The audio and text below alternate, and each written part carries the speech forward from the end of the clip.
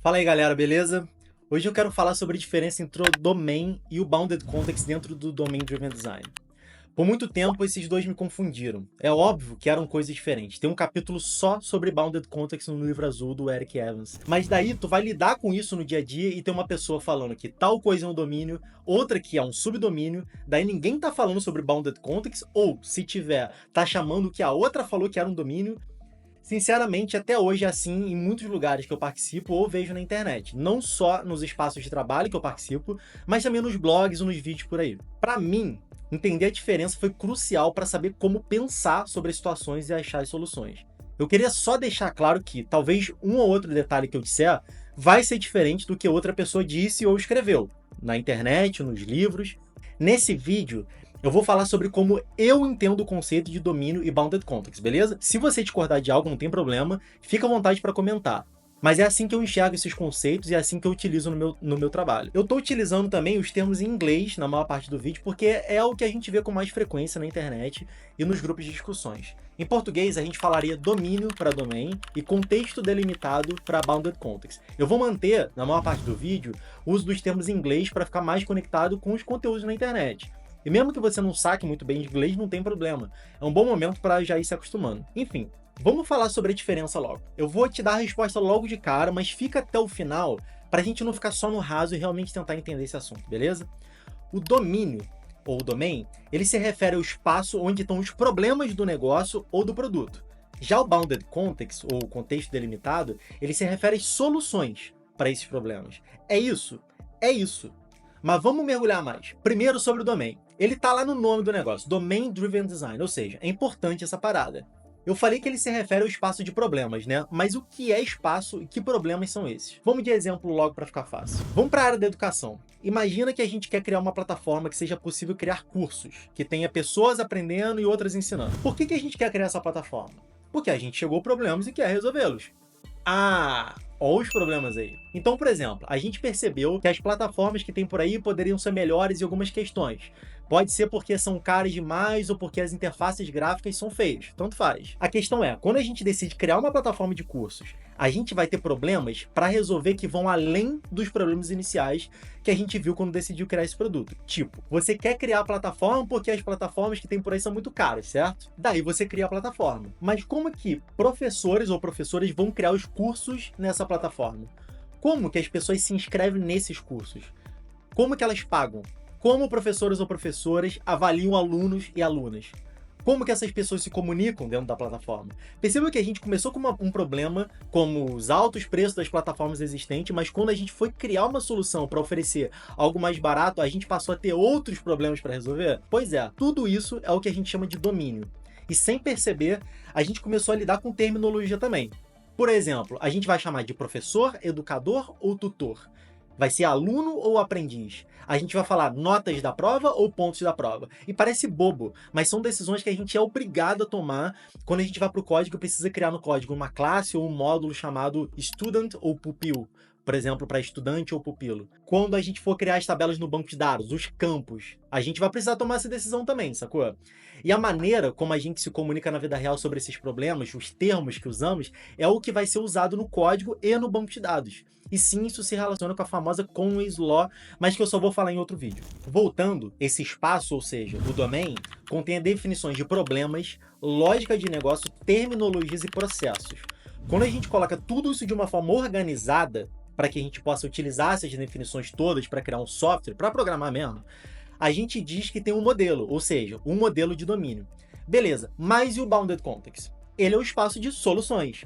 Sim, a gente falou sobre vários problemas, mas a gente não falou como é que a gente vai resolver esses problemas. Então, voltando para os problemas, nosso modelo de domínio está nos dizendo que um dos problemas é sobre a inscrição de estudante. A gente precisa conseguir se inscrever, certo?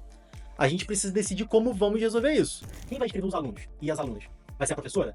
A própria aluna vai se inscrever? Se for a professora, ela precisa enviar uma lista de pessoas ao mesmo tempo? A gente só consegue saber isso se o modelo de domínio nos disser quais são os problemas que a gente precisa resolver. Se eu não estiver falando nada sobre criar alunos em lote, ou seja, criar vários alunos com um clique só, então a gente não precisa fazer nada sobre isso. E não só nessa parte de decisões de produto, mas também no código. Quão rápido precisa ser esse processo para poder criar os alunos? Ele precisa dar suporte para uma aplicação móvel também, no caso da criação? Vai ter que ter algum controle de permissão para saber quem pode criar esses alunos?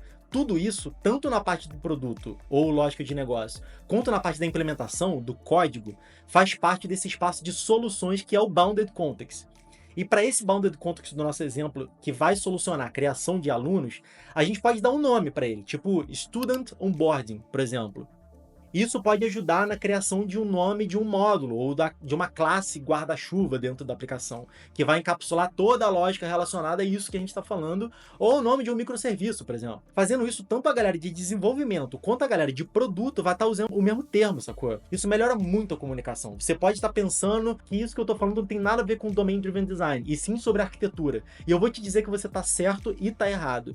Certo porque tem a ver com arquitetura mesmo, e errado porque também tem a ver com o Domain Driven Design. O Domain Driven Design é uma metodologia arquitetural, e por isso que quando a gente vai falar sobre Bounded Context, a gente também vai se perguntar coisas como necessidade, performance ou segurança, por exemplo. Mas o que os livros de Domain Driven Design falam sobre Bounded Context especificamente? Eles vão focar em definir um limite claro de onde começa e termina a solução. Por exemplo, a questão de como os alunos vão pagar a inscrição provavelmente não vai fazer parte desse Bounded Context que a gente está definindo agora, porque pagamento é outra coisa, mesmo que esteja dentro do fluxo de uma pessoa que entre no site e queira se inscrever em um curso, sacou? Também falam sobre linguagem específica para aquele Bounded Context, o que a gente chama de linguagem ubíqua.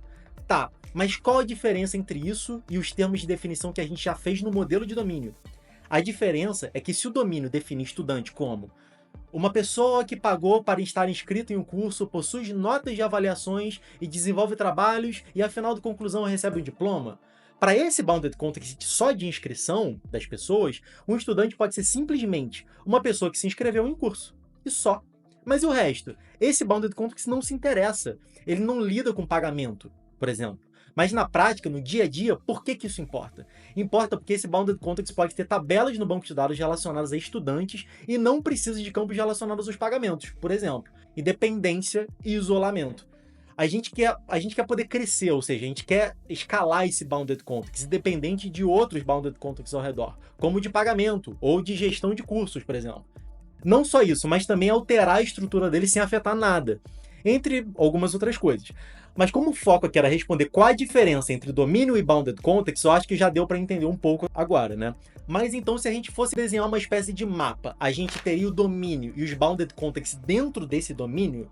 E se a gente subdividir o domínio em subdomínios algum dia? A gente escolhe qual Bounded Context vai ficar dentro de cada subdomínio?